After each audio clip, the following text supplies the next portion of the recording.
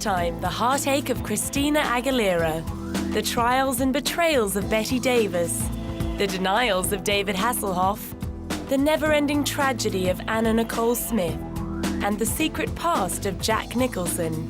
But first, bombshell belter Christina Aguilera has always worn her heart on her sleeve when it comes to recounting the pain and sadness of her childhood, admitting in interviews that she and her mother suffered at the hands of her father until her parents separated when she was only 7. She went on to write about the experience in her songs I'm Okay and Oh Mother. Remaining estranged from the former Spanish teacher to this day, Christina claims her father was both physically and emotionally abusive, and that she sought comfort in the music of Etta James and Aretha Franklin. But instead of healing the pain of her family life, her precocious singing talent ended up attracting more abuse. As soon as she developed a reputation for blitzing the competition at local talent shows in Pittsburgh, other contestants refused to compete against her. At school, her peers were said to be so jealous of her that she would be the victim of ridicule and even assault. Since reaching the top of the charts with her first album in 1999, Christina hasn't had to worry about abuse from her father or the neighbors. But it hasn't all been plain sailing.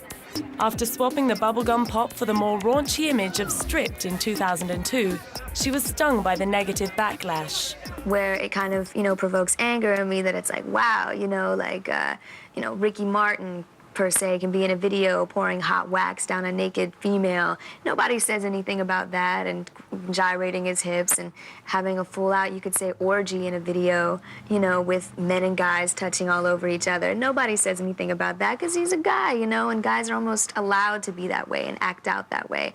But when a girl does something or wears a short skirt, it's like, oh my gosh, there's a million names to call her for that and whatever. And I think there's a definite double standard, and, that can really be unfair. Despite her rebellious bravado, she ended up reverting to a more modest dress style for Back to Basics in 2006. But she hasn't toned down her fighting spirit. As well as allegedly being sued for non-payment by a co-writer on Stripped, she's also been dogged by stories of fallouts with fellow pop princesses Pink and Britney Spears. Although she insists the feud with Britney is nothing more than the wishful thinking fantasy of a gossip-hungry press.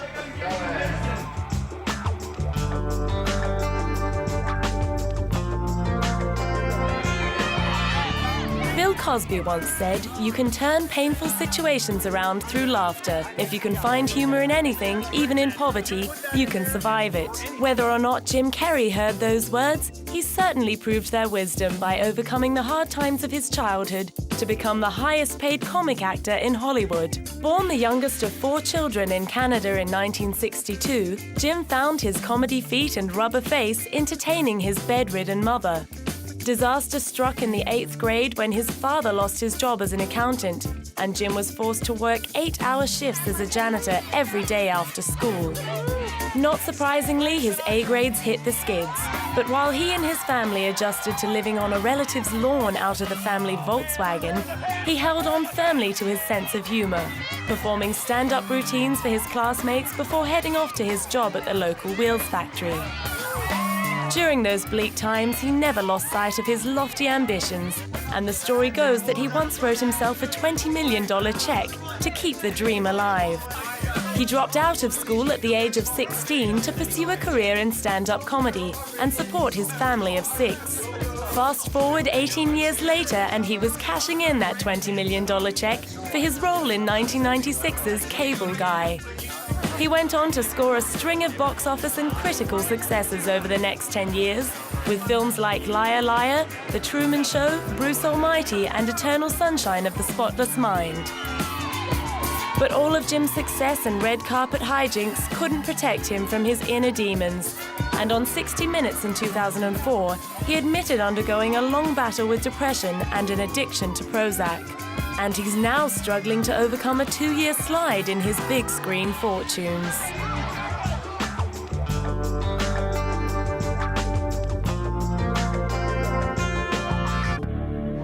Joker Jack Nicholson may have the widest smile in Hollywood, but those trademark shades hide one of the saddest secrets in Tinseltown. He was born in Neptune, New Jersey, to 17-year-old showgirl June Nicholson, who wasn't quite sure who the father was. In order to allow the young June to pursue her promising career, her mother Ethel insisted on looking after Jack, and he grew up believing that his grandmother was his mother, while he called his mother Sis. Never telling him her secret, his mother died of cancer while he was away on a film shoot early in his career. His grandmother went to her grave 7 years later without telling him the truth. In 1974, while interviewing him for a feature in Time magazine, the journalist asked Jack about his childhood, inadvertently breaking the news to him for the first time. Jack initially refused to believe the story until a phone call to an extended family member confirmed the truth. At the age of 37, Jack was faced with the fact that his whole life had been based on a lie, and that he would never be able to talk about it with June or Ethel. Also growing up to believe that Ethel's husband John was his father, he now had no idea who his real father was. Although Italian-American showman Donald Furcillo subsequently laid claim to the role, other sources have suggested that June's manager may have been the man. Either way, Jack chose not to have a DNA test and has never pursued the matter. Opting to live with the question mark over his origins, he has managed to keep a sense of humor about his bizarre start in life and has been quoted as saying, "My mother never saw the irony in calling me a son of a bitch." Careful not to bequeath the same sad legacy to his own child, fashion designer Jennifer Nicholson, Jack takes every opportunity to play the proud father.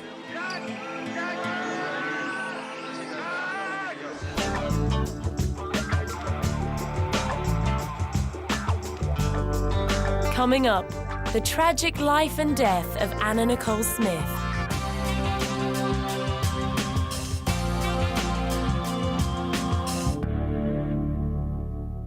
I was shocked. I cried. My mom called. We were just. I'm just so sad. I'm so sad for that baby, and I'm so sad for everybody who loves her. And I only hope that maybe she's with her son. You know. She was on my talk show. Anna Nicole was on my talk show, and she was so sweet, you know, and she was a really sweet woman, and I'm sad that she's gone. According to English poet Francis Thompson, we are born in others' pain and perish in our own. His dim view of life seems to sum up the tragic experience of former Playboy playmate Anna Nicole Smith, who succumbed to a lethal cocktail of drugs in a Florida hotel room at the age of 39. Anna grew up in Texas. Her mother, Virgie Mae Arthur, was just 14 years old when she fell pregnant to her older stepbrother. Within a year of giving birth, Virgie was pregnant again to a man who beat her and later served time in prison for sexual molestation. On the 28th of November 1967, at the age of 16, she welcomed little Vicky Lynn Hogan into her world of abuse, which continued into her next marriage to Donald Hart, who Anna claimed molested and raped her from the age of 9. At the age of 15, Anna dropped out of high school and met Billy Wayne Smith. They got married in 1985, and 9 months later, she gave birth to their son Daniel. When they split, Anna served as a waitress before finding a much more lucrative gig as an exotic dancer, which helped finance her modeling and dance lessons. It was while she was stripping at Gigi's in Houston that she caught the lustful attention of oil billionaire J. Howard Marshall. The 63-year age difference proved no barrier to their relationship, although it did provide plenty of fuel for detractors. I'm not a gold digger. I could have married him a week after we met. I didn't. In fact, they'd been going steady for 2 years before Anna finally divorced Billy Wayne and tied the knot with J. Howard, who rolled up to the altar in a wheelchair. In defense of their marriage, which lasted the remaining 13 months of Marshall's life, Anna maintained that they had lots of sex, and although he was not able to satisfy her, she had certainly put a smile on his face. By that time, she'd already made a name for herself as Vicky Smith, appearing on the cover of Playboy in 1992, before becoming the magazine's Playmate of the Year under her new name, Anna Nicole Smith. It looked like all of her tragedy was behind her, but when Marshall died the next year, she became embroiled in a legal battle of Dickensian proportions that stalled her career. But then they Left out of Marshall's will, she went head-to-head with his son, suing for half the $1.6 billion fortune she claimed Marshall had promised her. The yo-yoing case saw her awarded nearly $500 million in 2000, before the ruling was overturned, leaving her with nothing but a $1 million bill for legal fees. Another judgment landed her $88 million, until an appeal reversed that decision too. Pouting and posing for the paparazzi like an overripe Marilyn Monroe on heroin, Anna's startling weight gain and erratic behavior made her an easy target for late-night comedy shows. But instead of running from ridicule, she welcomed it with open arms, signing up for her own reality TV show. From then on, her public appearances were testament to her loosening grip on reality. In Australia in 2005, she trumped Janet Jackson's Super Bowl wardrobe malfunction by baring both her breasts at the MTV Music Awards.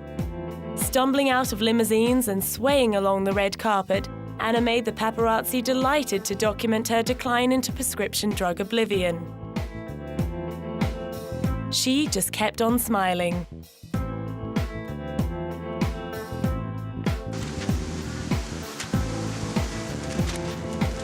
Talking about her character in her final film, Illegal Aliens, she laughed off her instability. I think me and Lucy are very similar in a lot of ways, yes. You never know what she's gonna do next. Yep, that about sums that one up. Like the best reality stars out there, she capitalized on her moments back in '93, '94 when she was in Playboy, when she was a guest model, and of course when she married the billionaire, and just parlayed those into a decade-plus love affair with the media. And her cataclysmic final chapter bequeathed them more headline-grabbing tragedy than they could have dreamed of.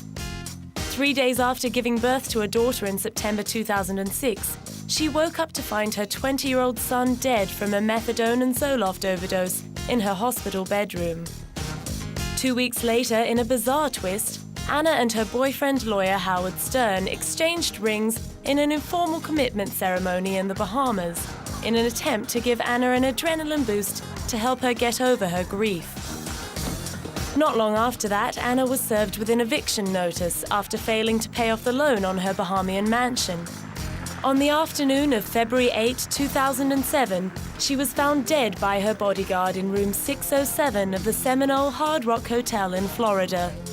Despite efforts to revive her, she was dead on arrival at the hospital. The pathology report revealed that she had died of combined drug intoxication, in which sleeping medication chloral hydrate was the major culprit. In all, 11 prescription drugs were found in her system, 8 of which were allegedly prescribed to Howard Stern. All 11 prescriptions were written by the same doctor, Anna's friend and psychiatrist, Dr. Christina Roshevitz. In the ensuing tug-of-war over Anna's remains, former boyfriend Larry Burkhead spoke about her drug use. At times I took her medicine, and I was told by Mr. Stern to give it back to her because she needed it to live. And in addition to that, I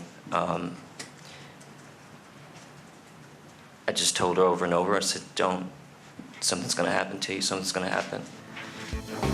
Despite Anna's own rejection of her mother, Virgie Arthur stormed into the fray, insisting her daughter's body be taken to Texas. The ugly battle between her and Howard Stern kept Anna from being buried until March the 2nd, when she was finally laid to rest beside her son Daniel at Nassau's Lakeview Memorial Gardens. Even then, the tragedy did not let up, as a former bodyguard and Judge Ugabor's husband crawled out of the woodwork to stake their claim to the 6-month-old potential heiress to a $1 billion fortune. After a DNA test, Larry Burkhead was declared Danny Lynn's biological father, but that didn't stop Virgie from suing for custody and ensuring that Anna Nicole's unhappy legacy lives on. And I don't want to divulge any kind of intimate information, but the only thing I can say is that she wasn't happy.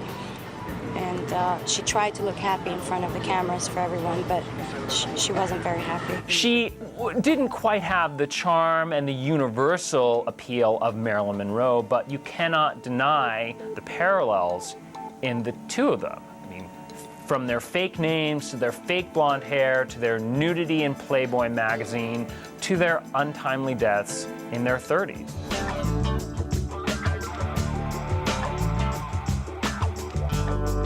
Coming up, the imperfect past of Bette Davis.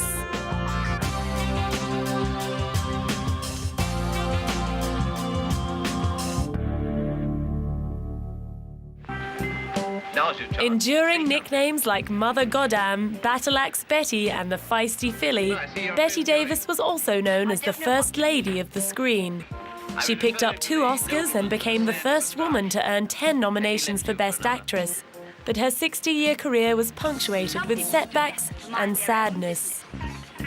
Despite being hailed by critics, Betty was snubbed by the Academy for her role in 1934's Human Bondage, causing such outrage that the voting system was changed from the following year. You can tell by the pelvis. And then calls himself a gentleman. Her attempt to buck the studio system and choose her own roles 2 years later landed her in big trouble with Warner Brothers, who sued her for breach of contract. She lost the case and was forced to pay huge costs and returned to Warner's to resume her contract.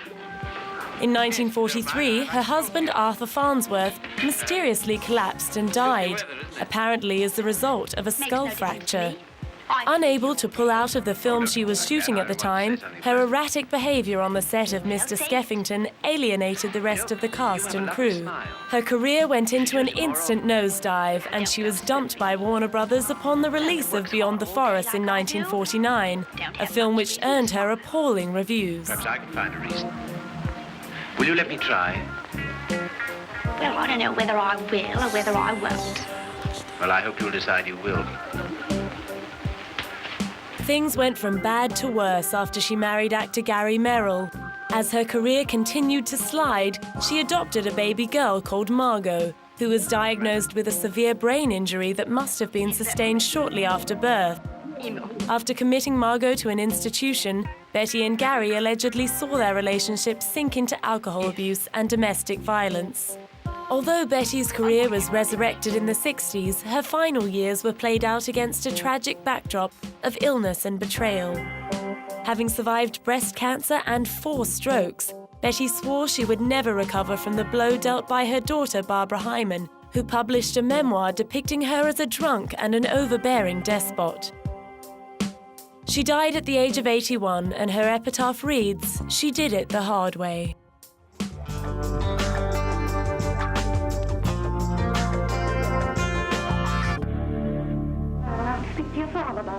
Despite becoming an overnight success as the star of Golden Boy in 1939, William Holden never managed to overcome his acute shyness and insecurities.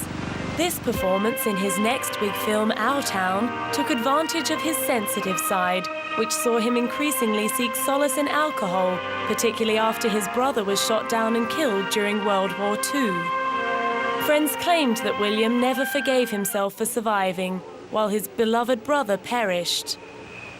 His career revived in 1950 with his role as the washed-up writer in Billy Wilder's Sunset Boulevard, but his drinking and depression continued to wreak havoc on his marriage to actress Brenda Marshall, as did his well-publicized affairs with a number of Hollywood stars, such as Grace Kelly, Shelley Winters, and Audrey Hepburn. On the advice of Billy Wilder, he set out on a round-the-world trip in an effort to confront the personal difficulties that had fueled his drinking. But in 1966, while driving drunk in Italy, he caused a collision with another car in which the driver was killed.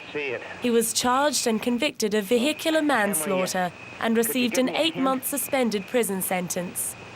Unable to deal with the guilt, he separated from his wife and began drinking even more heavily. In the 70s, he began a long relationship with Heart to Heart star Stephanie Powers, and spent much of his time working for wildlife conservation in Africa.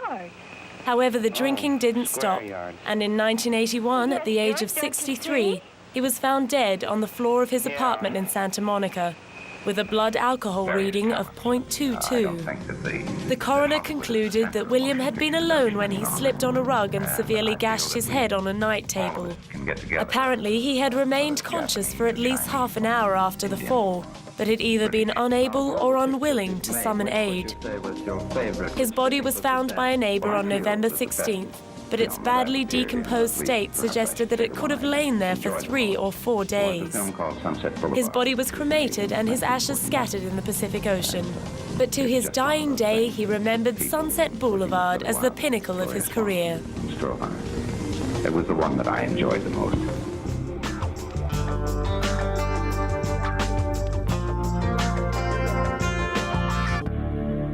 His irrepressibly chirpy and confident public appearances give no clue to the torment lurking beneath the surface. But his repeated denials of problems with alcohol bit the dust when a home video made by his daughters was leaked to the press. It showed an inebriated Hoff rolling around on the floor, missing his mouth with a hamburger and copying an anti-drinking sermon from his daughter. The incident capped off a string of well-publicized embarrassments for the Baywatch star, who first checked himself into rehab in 2002. Claiming to be cured, in 2004 he was arrested on suspicion of driving under the influence and was sentenced to probation for 3 years and 200 hours of community service. 2 years later, he was allegedly ejected from a court bar at the Wimbledon Tennis Championships for causing a riot, although he strenuously denied the rumor. On the same trip, he supposedly slipped and fell while shaving, inexplicably hitting his hand on a chandelier and severing a tendon in his arm. On his way out of the country, he was barred from getting on a plane by a flight attendant who suspected he was drunk. This time, his excuse was that he was simply stressed about his impending divorce and the battle for custody over his 2 daughters. To top it off, he had to endure rumors that his daughter had attempted suicide after she was rushed to hospital with a cut to her arm. It is so blown out of proportion that when I heard this, I went, what? And my daughter was going, oh, great, Dad, now I got to go to school, and all the kids look at me. She scratched herself. I was on an airplane, and I said, oh, I found out later it was the cat who scratched her. My other daughter told me she scratched herself, so I thought, oh my God, my daughter's cut herself. Oh, you know, not to kill herself, she scratched herself. I don't know whether it was, I still don't know the full story, whether it was a cat or what. So I called the paramedics. And because the paramedics come in America, you have to take them to the hospital. However, in a surprise turnaround of events, the judge in the long-running legal battle with his ex-wife, Pamela Bark, handed him sole custody of his daughters, just days after the release of the damning home video. What are you guys all doing here? You know what, I just wanted to make one statement before I tell you how it went. For me, my life is really about being a dad and going to work and going to the beach and enjoying my life. And the way Who knew that story would have a happy ending?